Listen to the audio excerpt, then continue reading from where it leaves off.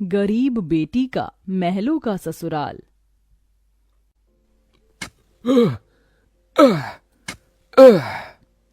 तपती धूप में वह गरीब किसान खेतों में फावड़ा चला रहा था। उसके माथे से तर तर पसीना बहे जा रहा था। तभी गंगा गमछा उठाकर पिता का पसीना पोंछती है। बाबा, आपके माथे से कितना पसीना बह रहा है। आप थक भी गए हैं, थोड़ी देर आराम कर लो। फावड़ा मुझे दो। गंगा को खेत में फावड़ा चलाते देख सेवक राम की आंख भर आती है। मेरी गरीब बेटी के जिन हाथों में मेहंदी लगनी थी, उन्हीं नाजुक हाथों से मेरी गंगा सख्त फावड़ा चला रही है।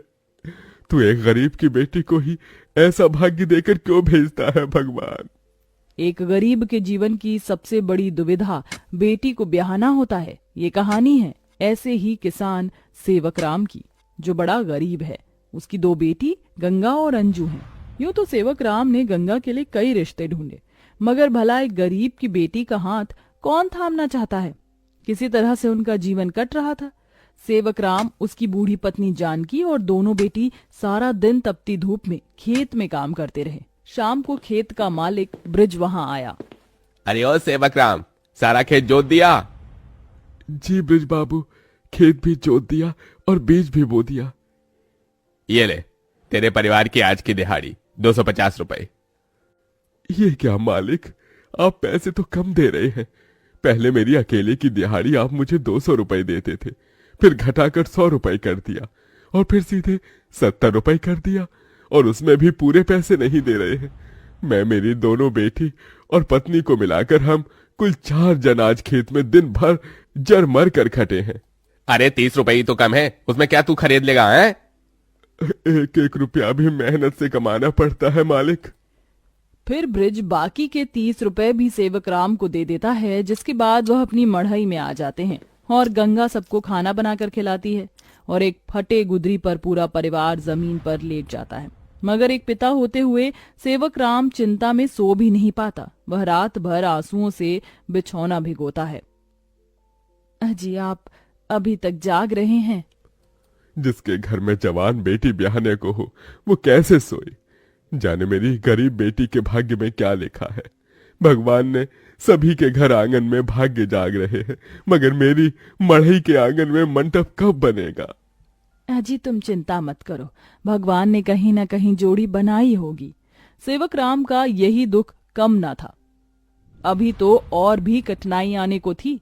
अगले दिन जब चारों खेत में पहुंचे कि तभी। क्यों रे सेवक, कल तू 30 रुपए के लिए पाठ पढ़ा रहा था, अब क्या करेगा? क्योंकि ये सारी की सारी जमीन तो पृथ्वीराज जी ने खरीद ली। तभी अंजू ने गंगा से कहा, दीदी, अब हम क्या खाएंगे? खेत बोकर ही तो थोड़े बहुत पैसे मिलते थे। सेवक राम अपने परिवार को लेकर लौट आया। वह दिन रात चिंता में गलने लगा। ऐसे घर कैसे चलेगा प्रभु? कैसे होगी गंगा की शादी? और शादी नहीं हुई तो लोग मेरी गंगा को जाने क्या क्या नाम देंगे, क्या क्या ठहराएंगे जानकी। मैं काम ढूंढने जा रहा हूँ। बाबा, मैं भी आपके संग चलूंगी।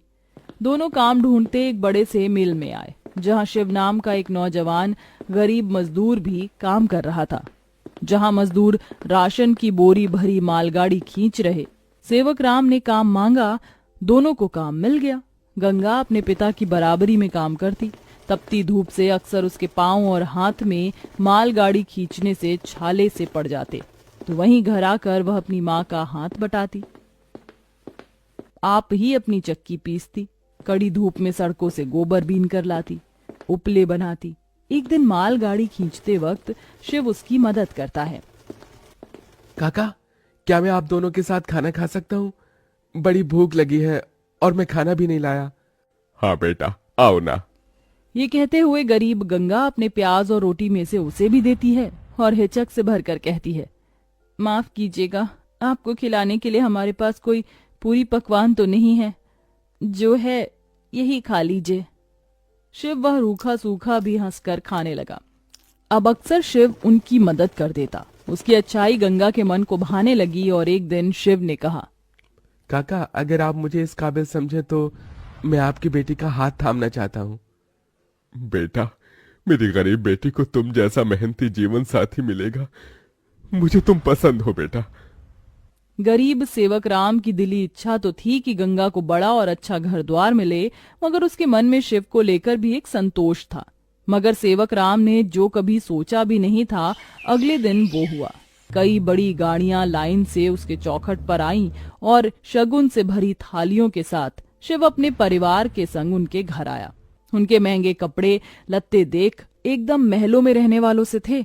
शिव के संग उसके माता पिता पृथ्वीराज, वसुंधरा और बहन योगिता थी। अंजू ने उन्हें देख तपाक से बोला, अरे बाप रे, ये तो राजा महाराजा से लगते हैं। अजी आपने तो कहा था शिव गरीब घर का लड़का है। शिव बेटा, ये सब क्या है? यही मेरी सच्चाई है काका। माफ कीजिएगा, मैं मजदूर या गरीब नहीं था, बल्कि महलों का बेटा हूँ। मगर मुझे एक ऐसा जीवन साथी की खोज थी जो मेरा धन दौलत देखकर मुझे ना अपनाए। इसलिए मैं उसे ही ढूंढने के लिए ये जीवन जी रहा था। जिसने मुझे मेरी गरीबी के संग स्वीकारा वो गंगा थी। इसलिए मेरे महलों की दुल्हन गंगा होगी। गंगा बनोगी मेरे महलों की बहू और मेरे बेटे की दुल्हन? अपनी गरीब बेटी के लिए महलों से आया रिश्ता देखकर सेवक राम बड़ा रोया। भगवान, तूने मेरी फटी झोली में इतनी खुशियां डाल दी। मेरी बेटी महलों की दुल्हन बनेगी।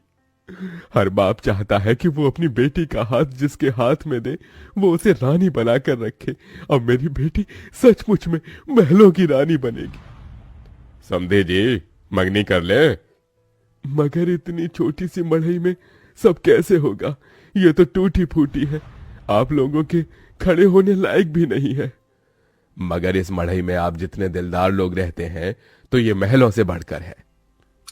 इसके बाद सेवक राम के छोटे से मढ़ई में उसकी गरीब बेटी की मंगनी होती है, जहां और थोड़े दिन के बाद बड़े ही धूमधाम के साथ गंगा की शादी होती है, जहां वह मंडप में मन ही मन कहती है, हे गौरी मैया, आपका धन्यवाद जो आपने मुझको मनचाहा वर दिया। इसके बाद गंगा विदा होकर अपने महलों के ससुराल में आ जाती है, जो दुल्हन के जैसा सजा हुआ होता है, जहां कई नौकर चाकर शाही अंदाज में उसके स्वागत में खड़े थे। तभी महंगे से लहंगे में ननद योगिता ने कहा, आइए भाभी, आपके महलों के ससुराल में आपका स्वागत है। जैसे ही योगिता गाड़ी से उतरती है, तभी नौकर चाकर थाली में फूल लिए खड़े उसके स्वागत में फूल बिछाए जाते हैं। जहां कल तक उसके पांव को कांटों की चुभन मिली थी, आज वह महल की दुल्हन बनकर फूलों में बदल चुके थे। जहां महल के द्वार पर सास वसुंधरा ने स्वागत किया, आओ हमारे महलों की दुल्हन, तुम्हारा स्वागत है। इस सोने की कलश को अपने दाहिने पांव से गिराकर अंदर आ जाओ। जी माँ। गंगा ने कलश गिराकर स्वागत किया। तभी ससुराल वालों ने उसे अनेकों तोहफे दिए। गंगा बहू, ये हार पिछले कई पुश्तों से हमारे महल में चला आ रहा है, अब तुम इसकी हकदार हो। भाभी, ये तोहफा मेरी तरफ से और ये तोहफा मेरी ओर से बहू। गीता दे रही हूँ, मैं जानती हूँ तुम इस महल का मान बढ़ाओगी। गंगा ने गीता को माथे से लगाया और फिर सास ससुर का आशीर्वाद लिया। माँ जी, बाबूजी, मुझे आशीर्वाद दीजिए ताकि मैं इस महल का मान निभा सकूं। सदा सुहागन रहो, जुग जुग जीती रहो। फिर गंगा विदाई में दिए अपनी गठरी को संग लिए शिव के साथ कमरे में आ गई, जहां आलीशान बड़ा कमरा, ऐशो मखमल का बिछौना और सब कुछ था, जिसे उस गरीब दुल्हन की आंखें देखती रह गईं। कैसा लग रहा है महलों के ससुराल में आकर? खुशी से गंगा की आंखें भर आईं। उसने कहा, यकीन नहीं होता, भगवान ने एक बार में ही इतनी खुशी दे दी। शिव, सब एक सपने जैसा लग रहा है। अब यही तुम्हारी दुनिया है। उस रोज जमीन पर सोने वाली गंगा मखमल के बिछौने पर सोई। अगले दिन वह नहा धोकर नीचे आई, जहां खाने की शाही मेज लगी थी और इर्द गिर्द नौकर खड़े थे। बहू बैठो, खाना खाओ। तभी नौकर ने गंगा को खाना परोसा। एक निवाला खाते ही गंगा को अपनी संघर्ष भरी जिंदगी और याद आ गई। उसकी आंखों से आंसू छलक गए। क्या हुआ गंगा बहू, खाना अच्छा नहीं बना? नहीं माँ जी, बहुत अच्छा बना है, बस ये सब खाने के तो एक गरीब की ख्वाहिश होती है। मैं बहुत खुश हूँ, बस चाहती हूँ कि हर लड़की को उसके सपनों का ससुराल मिले, जैसे मुझे मिला। थोड़े दिन में गंगा अपने महलों के ससुराल में सुखी से रहने लगी। किसी गरीब की बेटी को चुनकर हम भी ये पुण्य कमा सकते हैं। एक बार एक गांव में कृति नाम की लड़की रहती थी। कृति गांव की ही एक कोठी में रहती थी, जहां कृति के बाबा गांव के सबसे बड़े जमींदार थे। लेकिन उसके पिता की जुआ खेलने की लत ने उसके पूरे परिवार और दौलत को बर्बाद कर दिया। कृति के परिवार में कोई नहीं था। असल में कृति के पापा ने एक बार जुआ खेलते समय अपना सब कुछ दांव पर लगा दिया और वो हार गए। जुए में हारने पर दौलत तो गई ही गई, साथ ही साथ कृति की माँ ने भी तंग आकर जहर खा लिया। कृति की माँ के बाद उसके पिता भी ज्यादा दिन नहीं जिए और ज्यादा शराब पीने से उनका लिवर फेल हो गया और उनकी मौत हो गई। अपने पिता की इस जुए की आदत का सबसे बड़ा शिकार बनी अनाथ कृति।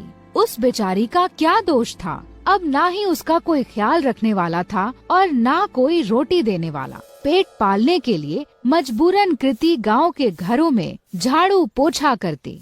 कृति का ये सब करने का बिल्कुल भी मन नहीं करता, क्योंकि जिस घर में वो काम करती थी उसका मालिक उसे बुरी नजरों से देखता था। लेकिन 2 वक्त की रोटी के लिए कृति ये सब भी झेल लेती थी। कृति रोज सुबह सुबह गांव के मंदिर में जाती और अपनी दर्द भरी कहानी भगवान को सुनाती। हे ईश्वर, किस जन्म का तू मुझसे बदला ले रहा है? क्योंकि इस जन्म में तो मैंने किसी का भी बुरा नहीं किया। अब तू ही बता, अगर मेरा बाप जुआ खेलता था तो क्या इसमें मेरी गलती है? मैंने तो हर बार उन्हें जुआ खेलने से रोका, यहाँ तक कि रोकने के चक्कर में मार भी खाई, लेकिन हमेशा यह विश्वास रहा कि एक दिन तू सब ठीक कर देगा। मैंने तुझ पे भरोसा किया और तूने मेरे भरोसे का आज मुझे ये सिला दिया।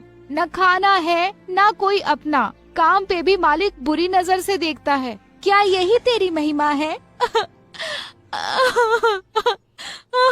कृति की आंखों में आंसू भर आए और वो वहीं बैठकर फूट फूट कर रोने लगी। लेकिन कृति ने आंसू पोंछे और वहाँ से उठकर जाने लगी कि तभी उस मंदिर के बाहर एक बूढ़ा आदमी दिखा जो उसे घूर रहा था। कृति को लगा कि ऐसे ही कोई भिखारी होगा जो उसे रोता हुआ देखकर घूर रहा हो। कृति उस पर बिना ध्यान दिए वहाँ से तुरंत अपने घर चलती बनी। लेकिन अब तो उस बूढ़े आदमी की कृति को देखने की आदत पड़ गई थी। जब भी कृति मंदिर जाती और भगवान को अपनी आप बीती बताती, वो बूढ़ा वहीं खड़ा उसकी बातें सुनता और उसे घूरा करता, लेकिन कभी मंदिर के बाहर कृति का पीछा नहीं करता। कृति को लगा कि वो बेचारा भीख की आस में उसे देखा करता है। कृति के पास कोई बहुत ज्यादा पैसे नहीं थे, फिर भी वो दान पुण्य करने में बिल्कुल भी हिचकिचाती नहीं थी। एक दिन मंदिर के बाहर खड़ा वो बूढ़ा आदमी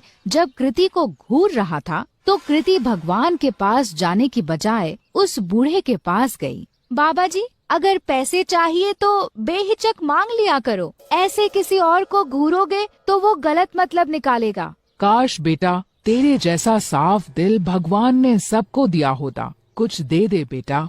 कृति ने अपनी जेब से एक 10 का सिक्का निकाला और उस भिखारी के जेब में डाल दिया। बाबा जी, अभी इतने ही हैं, आगे जब ज्यादा कमाने लगूंगी तब ज्यादा दूंगी। अरे बेटा, सच्चे दिल से दिए गए 1 रुपए भी मैं खुशी खुशी रख लूं, फिर तेरे 10 रुपए तो लाखों के बराबर हैं। भगवान तेरा भला करे। ये कहकर वो भिखारी चला गया। किसी गरीब की मदद करके कृति को बहुत खुशी हो रही थी। कृति मंदिर में दर्शन करके फिर से अपने घर चली गई। उस दिन जब कृति अपने मालिक के घर काम करने गई, तो वहाँ पर उस दिन उसके मालिक के अलावा कोई नहीं था। क्या हुआ मालिक, आज घर पर मेम साहब नहीं है क्या? मेम साहब, वो तो आज अपने मायके गई हुई हैं। वैसे उनके बारे में क्या पूछ रही हो? भला तुम्हारे और मेरे बीच में उनकी क्या जरूरत? अपने मालिक से ये सुनकर कृति कुछ सहम सी गई। मालिक, मैं जरा घर की साफ सफाई कर देती हूँ। ये कहकर कृति घर की साफ सफाई करने लगी। अपने मालिक के डर के मारे आज कृति ने जल्दी जल्दी सारा काम खत्म कर दिया। लेकिन काम करके जैसे ही कृति घर जाने के लिए दरवाजे की ओर बढ़ी, वैसे ही उसका मालिक दरवाजे के सामने आकर खड़ा हो गया। मालिक, दरवाजे से हट जाइए, मुझे घर जाना है। लेकिन मालिक अपनी जगह से टस से मस ना हुआ और वहीं खड़ा रहा। मालिक, दरवाजे से हटिए। ये कहकर जैसे ही कृति ने मालिक को दरवाजे से हटाने की कोशिश की, वैसे ही मालिक ने कृति का हाथ पकड़ लिया। अरे ऐसे कैसे जाने दूं? आज तो मौका मिला है मुझे। बीवी भी घर पर नहीं है, आज तो तुझे नहीं जाने दूंगा। ये कहकर मालिक तुरंत कृति पर लपका। डरी सहमी कृति तुरंत अपनी इज्जत बचाने के लिए भागी, लेकिन उसका मालिक उसका पीछा नहीं छोड़ रहा था। तभी एक कोने में कृति को डंडा पड़ा हुआ दिखा और वो उसके पीछे दौड़ी। अब की बार कृति का मालिक जैसे ही उसे पकड़ने के लिए लपका, वैसे ही कृति ने उस डंडे को उठाकर उस मालिक के सर पर दे मारा और तुरंत दरवाजे से निकलकर वहाँ से भाग गई। फूट फूट कर रोती कृति बिना रुके भागती जा रही थी। भागते भागते रात में कृति उस मंदिर पहुंची जहां वह रोज सुबह जाती थी। मंदिर में पहुंचते ही कृति भगवान की मूर्ति के चरणों में जा गिरी। हे ईश्वर, क्या मेरा पैदा होना ही गुनाह है जो तू मुझे इतनी बड़ी सजा दे रहा है? क्या गरीब और लाचार होने की यही सजा होती है कि कोई भी आकर हमारी इज्जत पर हाथ डाले? कृति की आंखों से फिर आंसू फूट पड़े। कृति ने आंसू पोंछकर जब आस-पास देखा तो पाया कि वो बूढ़ा आदमी फिर वहीं खड़ा था। बाबा, अब मेरे पास कुछ नहीं है आपको देने को। बच्चा, मैं तुमसे भीख लेने नहीं बल्कि कुछ देने आया हूँ। लेकिन क्या? तेरी कोठी के पीछे वाले कमरे में एक जादुई खजाना है जो सही समय आने पर अपने आप तेरे हाथ में आ जाएगा। ग्रहों की दिशा बता रही है कि आज ही वो सही समय है। कृति पहले से ही परेशान थी और ये सब सुनकर उसे और गुस्सा आ गया। बाबा जी, आपने मेरा दिल बहलाने के लिए ये सब कहा, मुझे बहुत अच्छा लगा, लेकिन मुझे झूठ पसंद नहीं। ये कहकर कृति अपनी कोठी की ओर चल दी। उसे बार बार ये डर सताए जा रहा था कि अगर उसका मालिक बेहोशी से उठ गया तो उसे जिंदा नहीं छोड़ेगा। वहीं दूसरी ओर उसके दिमाग में उस बूढ़े भिखारी की भी बात चल रही थी। घर पहुंचते पहुंचते आसमान में बादल छा चुके थे और ऐसा लग रहा था कि मानो जैसे बहुत जोर की बारिश होने वाली है। कृति के कोठी में पहुंचने के कुछ देर बाद ही बारिश शुरू हो गई और बहुत जोर से पानी बरसने लगा। मूसलाधार बारिश के चलते कृति की पुरानी कोठी की छत से पानी टपकने लगा। आज तक कभी कृति ने इतनी तेज बरसात नहीं देखी थी। कृति जैसे ही छत की मरम्मत के लिए अपना छाता निकालकर बाहर गई, वैसे ही उसका छाता तेज हवा में फट गया। परेशान कृति फिर अंदर आई और सर ढकने के लिए कुछ ढूंढने लगी। आगे कुछ ना मिलने पर वो कोठी के पिछले हिस्से में चली गई, जहां उसके बाबा का पुराना कबाड़ रखा था। ढूंढते ढूंढते उसी कबाड़ में कृति को एक छाता मिला। चलो, इसी से काम चलाया जाए। ये कहकर कृति मरम्मत का सामान लेकर जैसे ही बारिश में बाहर निकली, बारिश की बूंदें पड़ते ही उस छाते से सोने के सिक्कों की बरसात होने लगी। कृति को ये सब देखकर अपनी आंखों पर विश्वास नहीं हुआ कि उस बूढ़े भिखारी की बात सच निकली। कृति उन सिक्कों को समेटकर अंदर कमरे में आ गई और उसने उन्हें गौर से देखा तो उन्हें सोने का पाया। खुशी से पागल कृति की आंखों में आंसू आ गए। अब मुझे अपने मालिक के जैसे गंदे लोगों के लिए काम करने की जरूरत नहीं। कृति ने उसी रात अपना सामान बांधा और इस गांव को छोड़कर उस छाते के साथ निकल गई। एक दूर बड़े शहर में जाकर उन सोने के सिक्कों को बेचकर कृति को खूब पैसे मिले, जिससे उसने एक घर, एक गाड़ी और अपनी सारी ख्वाहिशें पूरी कर ली। यही नहीं, उसने अपना खुद का बिजनेस ही शुरू कर दिया। इस तरह कृति की सारी गरीबी उस जादुई छाते ने दूर कर दी और अपने गंदे मालिक से बहुत दूर कृति सुकून से अपनी जिंदगी जीने लगी। गरीब चाची के घर अमीर भतीजी लाई इफ्तारी। या अल्लाह, आज तो इस कमबख्त चूल्हे ने नाक में दम कर दिया है। ऐसा लग रहा है जैसे चूल्हा ना होकर धुएं की चिमनी हो। अपनी चाची को इस तरह से धुएं में परेशान देखकर जोया आकर कहती है, लाइए चाची माँ, आज हम आपको रोटियां बनाकर खिलाते हैं। अरे नहीं जोया, मैं बना लूंगी। मैं नहीं चाहती कि इस चूल्हे के धुएं से मेरी हूर सी भतीजी का चेहरा काला पड़े। इतने में जोया का चाचा अनवर सिर से पांव तक मिट्टी में सना हुआ घर लौट आता है। उसके हाथों में एक छोटी सी थैली थी जिससे चाशनी टपक रही थी। उफ, अरे थैली में से ये क्या टपक रहा है? अरे माफ करना बेगम, मैं तो भूल गया था। मैं जोया बिटिया के लिए उसके मनपसंद की रस भरी इमरती लाया हूँ। इमरती का नाम सुनते ही 24 साल की जोया किसी बच्चे की तरह उतावली जताते हुए बोली, क्या सचमुच चाचा जान आप मेरी मनपसंद की इमरती लाए हैं? मेरे मुंह में तो पानी आने वाला था, मगर मैंने किसी तरह खुद को रोक लिया। हम सब साथ में इसे इफ्तार में खाएंगे। अरे नहीं बिटिया, मैं जरा सी ही इमरती लाया हूँ, तू खा ले। मुझे और तेरी चाची को मीठे से खास मोहब्बत नहीं है ना बेगम? जी बेशक। असल में इमरती खाने का मरियम और अनवर का भी बड़ा मन था, मगर दोनों अपना मन मार लेते हैं। बचपन की दुर्घटना में जोया के माता पिता स्वर्ग से धार गई, जिसके बाद से जोया के चाचा चाची ने उसे अपनी बेटी की तरह पाला पोसा। उसके प्यार में कोई कमी न हो, इसलिए दोनों ने खुद की अपनी औलाद भी नहीं की। अनवर की माली हालत कुछ ज्यादा खास अच्छी नहीं थी। बस उसके पुश्तों का छोड़ा गया सालों पुराना एक कमरे का कच्चा घर और खेती करने के लिए जमीन का एक छोटा सा हिस्सा, जिस पर थोड़ी बहुत खेती करके जैसे तैसे 2 वक्त की रोटी का गुजारा चल रहा था। या खुदा, कढ़ाई में जरा सी सब्जी है। खैर, नमक प्याज रोटी से ही इफ्तार कर लेंगे। सब्जी सोया को दे देती हूँ। मरियम 3 थाली लगा ले आती है। अरे ये क्या? चाची माँ मेरी थाली में सब्जी, आप दोनों क्या खाएंगे?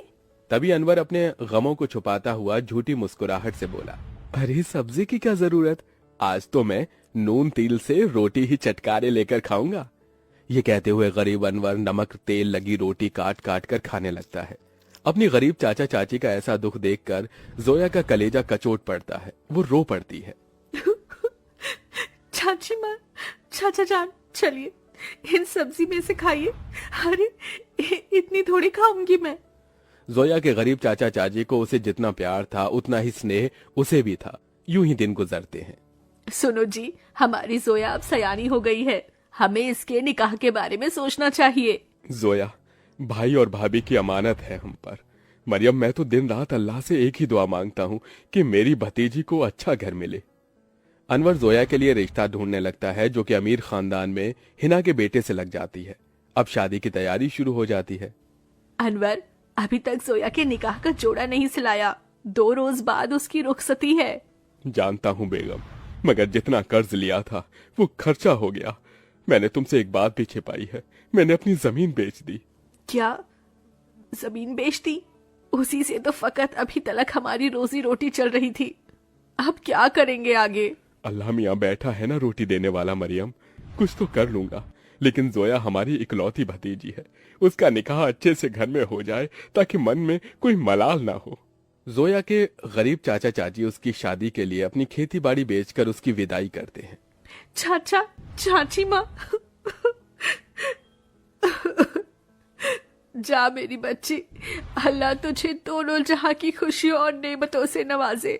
जोया अपने गरीब चाचा चाची के घर को छोड़कर अपने अमीर ससुराल में आ जाती है, जहां उसके सास ससुर नंद जेठानी से भरा पूरा परिवार मिलता है, जहां सास हिना उसका स्वागत करती है। माशाअल्लाह, कितनी खूबसूरत बीवी है हमारे मुराद की। एकदम सही फरमाया आपने अम्मी, भाई की तो किस्मत खुल गई। चलो देवरानी जी, हम तुम्हें तुम्हारा कमरा दिखाते हैं। जोया की जेठानी आलिया उसे कमरे में ले आती है, जो कि बहुत ही बड़ा और आलीशान था। वल्ला, इस कमरे से भी छोटा तो हमारे चाचा चाची माँ का घर था। यहाँ तो हर शान और शौकत है। अगले दिन जोया नहा धोकर पहली रसोई करने आती है। अस्सलाम वालेकुम अबू जान। खुश रहो बहू बेगम। अम्मी जान, खाने में क्या बनाना है? अरे बहू, तुम क्यों खाना बनाओगी? उसके लिए नौकर चाकर है ना, मगर हम सभी तुम्हारे हाथों का शाही टुकड़ा खाना चाहेंगे। जी अच्छा। जोया जैसे ससुराल के ऐशो आराम भरे किचन में कदम रखती है तो नम आंखों से निहारती रह जाती है। उसकी आंखों के आगे अपनी चाची का धुएं में चूल्हा फूंकना याद आ जाता है। या खुदा, हमारा ससुराल कितना रईस है। ऐसा लग रहा है जैसे हम किसी जन्नत में आ गए हैं, मगर हमारी गरीब चाची माँ आज भी गीली लकड़ियों से चूल्हा जलाती होंगी। आंखों ही आंखों में जोया का उसके ससुराल में 1 साल गुजर जाता है और रमजान का महीना शुरू हो जाता है, जहां वो अपने अमीर ससुराल वालों के साथ दावतों भरी दस्तरखान पर बहुत कुछ खाती है, तो वहीं उसके गरीब चाचा चाची के हालत गरीब बदहाली में कट रहे थे। अरे क्या हुआ मरियम बेगम, अभी तक खाना नहीं लाई? मैं वजू करके कब का बैठा हुआ हूँ। जी लाई। मरियम कुछ रोटियां रखकर नमक मिर्च के साथ लाती है। जी बस यही है खाने में, रूखा सूखा है खाने में। जाने अल्लाह हमारे दिन कब बदलेगा। बाकी दिन भी रूखा सूखा खाते हैं और रोजे में भी रूखा सूखा खाकर काटना पड़ रहा है। मरियम, अल्लाह ने जो दिया है उसे सिर माथे लगाकर खाओ। बेचारे गरीब शौहर बेगम एक दूसरे को निवाला खिलाकर गम बांटते हैं। कंगाली इतनी थी कि दोनों पानी से सहरी करके भूखे पेट कड़ी धूप में भट्टी पर काम करते हैं और यूं ही दिन गुजरते गए। बेगम, अल्लाह के करम से इतने पैसे जुड़ गए, कल जोया के ससुराल इफ्तार दे आते हैं। दोनों खुद पर दुख उठाकर जोया और उसके ससुराल वालों के लिए कपड़े, फल, मिठाई के साथ इफ्तार लेके जाते हैं। अरे समधी साईं, आप दोनों? वालेकुम अस्सलाम समधी जी, ये आप सबके लिए हमारी ओर से इफ्तार का छोटा सा नजराना। तभी महंगा सा जोड़ा पहने हुए जोया आकर अपने चाचा चाची के गले लग गई। उसकी आंखों से आंसू छलक पड़े। चाची माँ, चाचा जी, कैसे हैं आप? गरीबी और गमों भरे हालातों को छुपाते हुए दोनों झूठ बोलते हैं। हम अच्छे से हैं। अरे बच्ची, तू खुश तो है? जी चाचा, मैं बहुत खुश हूँ। यहाँ सभी हमारे साथ बहुत ही अच्छे से प्यार मोहब्बत से रहते हैं। अल्लाह का शुक्र है जो तुझे इतना मोहब्बत भरा ससुराल मिला है। अच्छा, अब इजाजत दीजिए। अरे भाई जान, अभी तो आए हैं, अभी ही जा रहे हैं। थोड़ी देर में इफ्तार का समय हो जाएगा। इफ्तार की दावत खाकर जाइएगा।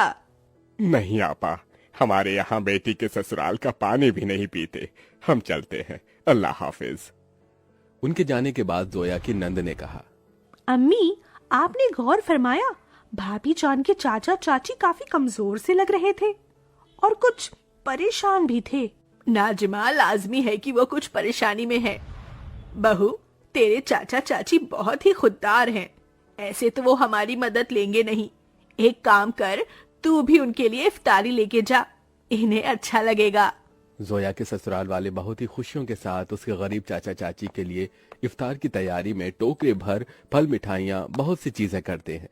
2 दिन बाद जोया अपने गरीब चाचा चाची के घर पहुंचती है। किस्मत तो देखो, उस इफ्तारी की शाम उनके घर में रोटी के लिए भी जखना लगा हुआ था। तभी कुछ लोग अलमारी, कुर्सी, फ्रिज, पलंग इत्यादि अंदर लाते हैं। ये सब किसका सामान उतर कर हमारे घर आ रहा है? जोया, तू मेरी बच्ची। अस्सलाम वालेकुम चाची माँ, क्या बात है? इफ्तार का समय हो गया और आप दोनों ऐसे बैठे हैं? हम इफ्तार करने ही जा रहे थे। तो चलिए, मैं थाली लगाकर लाती हूँ। हम तीनों चाचा चाची भतीजी एक साथ इफ्तार करेंगे। जोया जैसे ही चूल्हे के पास जाकर देखती है तो सारे बर्तन खाली पड़े होते हैं। ये देखकर उसकी आंखों से आंसू गिरने लगते हैं। चाचा चाची, इस घर से मेरी रुखसती क्या हुई?